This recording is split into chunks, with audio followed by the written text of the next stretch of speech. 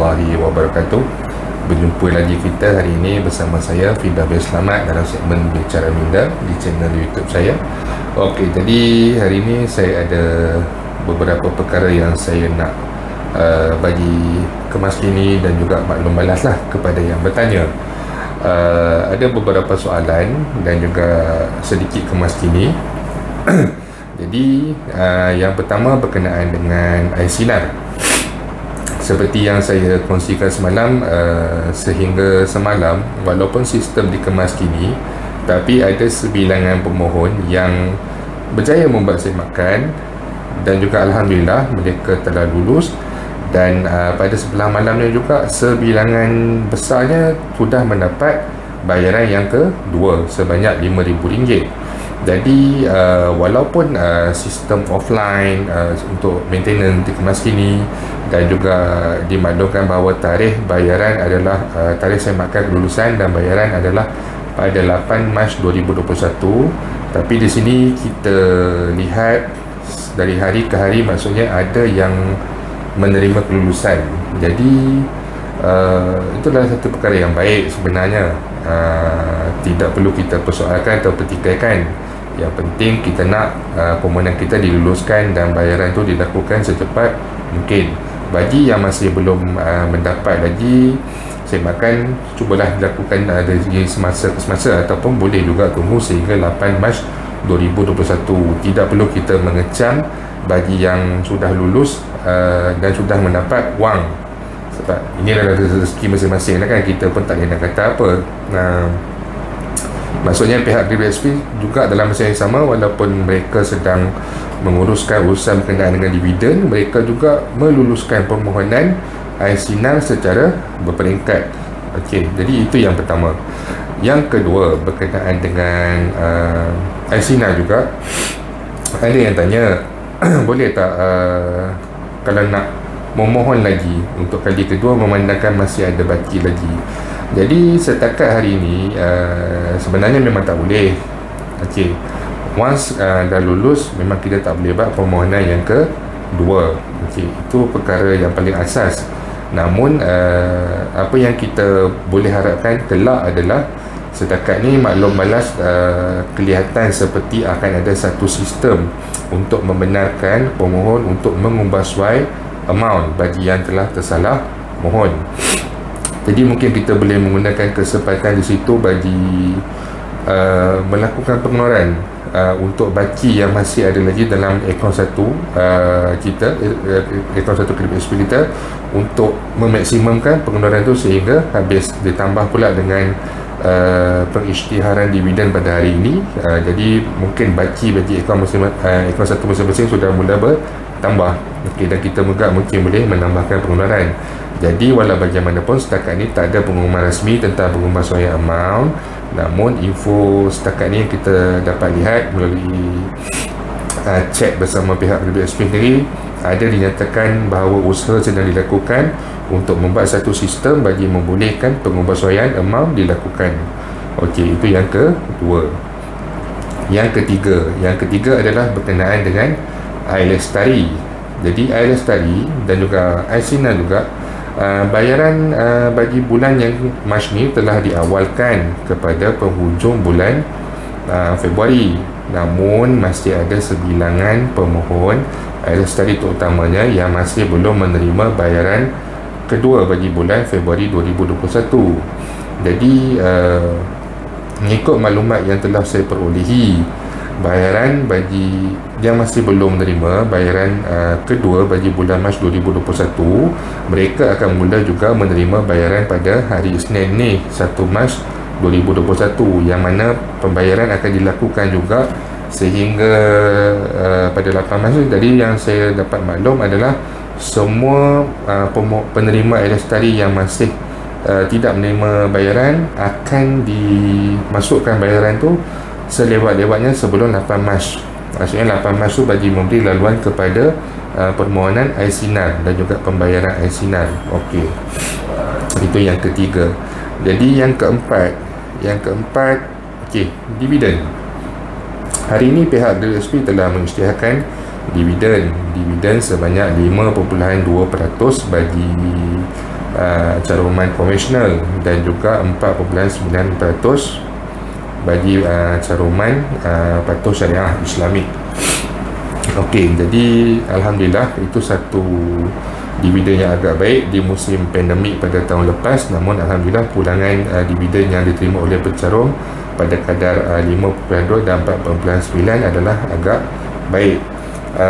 Ada yang bertanya kenapa dividen Islami atau syariah lebih rendah. Ini disebabkan pelaburan bagi Islami ini dia masih lagi baru. Dia mula dilaksanakan tak silap saya pada tahun 2017. Jadi usia dia masih baru dalam lingkungan 3 tahun lebih sikit. Jadi tempoh pelaburan dalam 3 tahun ni pulangan dia masih tidak sebanyak konvensional. Konvensional sejak pada dulu lagi, sejak pada awal penubuhan, caruman pencarum ni, wang caruman pencarum ni digunakan untuk melabur dalam pelbagai bidang.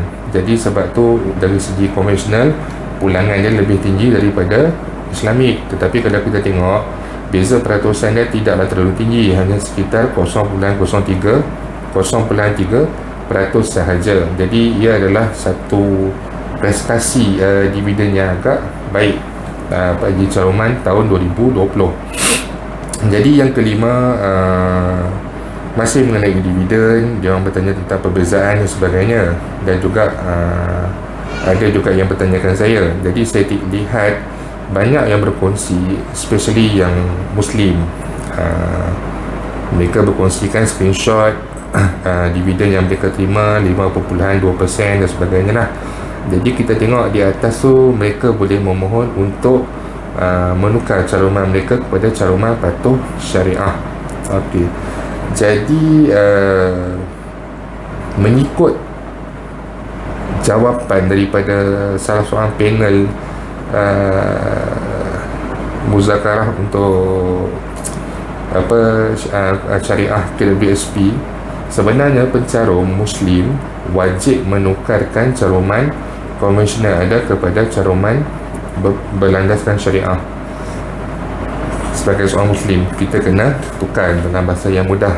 Kenapa? Kerana caruman dalam konvensional ni dia dicarum dalam pelbagai bidang. Jadi dia punya uncertain, dia punya, orang Melayu panggil apa, dia punya transparansi tu kita tak nampak di mana wang tu dilaburkan, benda yang tidak jelas. Contoh, katalah wang pencarum digunakan untuk mencarum dalam logistik. Logistik ni adalah pengangkutan. Katalah KWSP mencarum dan mempunyai pegangan saham sebanyak beberapa puluh % dalam satu syarikat logistik yang besar, worldwide. Jadi antara servis yang dibekalkan oleh syarikat logistik ni, contohnya dia membuat penghantaran liker Arab, dia membuat penghantaran Arab, kurier melalui kapal, kontena dan sebagainya.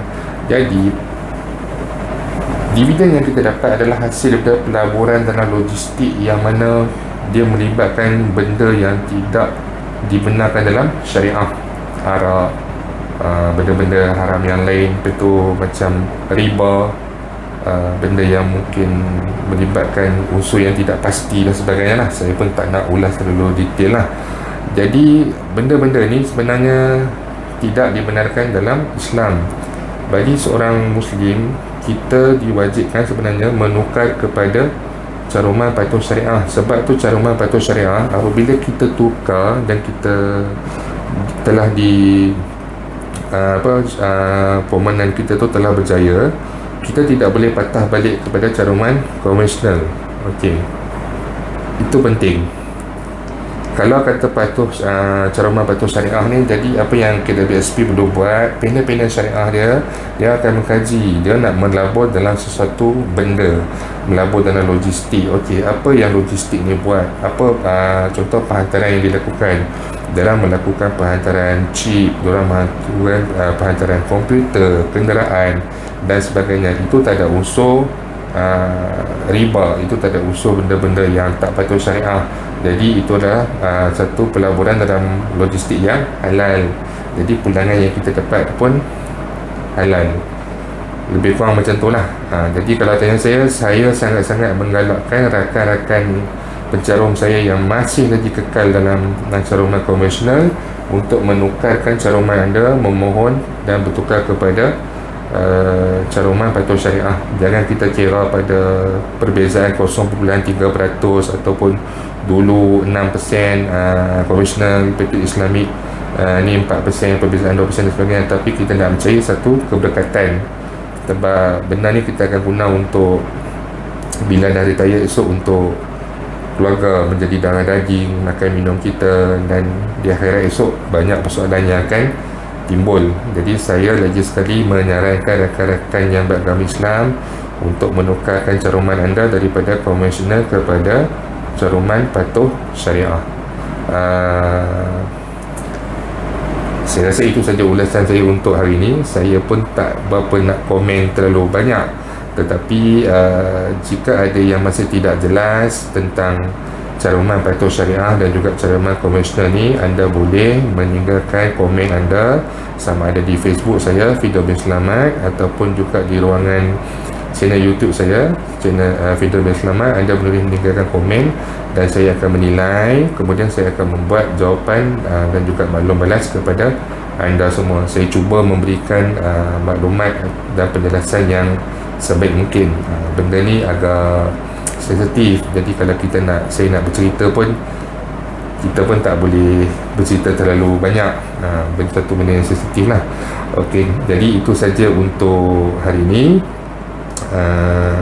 Saya harap bagi yang menonton ni, kalau kata anda belum subscribe, saya mohon anda untuk subscribe ke channel saya. Kurang-kurangnya sebarang informasi terkini anda akan mendapat notifikasi daripada YouTube. Bagi yang dah menonton, mohon juga untuk berkongsi kepada rakan-rakan dan juga ahli keluarga anda. Okey, jadi itu saja untuk petang ini. Terima kasih banyak kerana menonton lagi sekali. InsyaAllah berjumpa lagi jika ada sebarang perkembangan terbaru. Seperti saya tekankan tadi, boleh tinggalkan komen di ruangan komen, sama ada di Facebook ataupun YouTube, dan saya akan beri baru balas.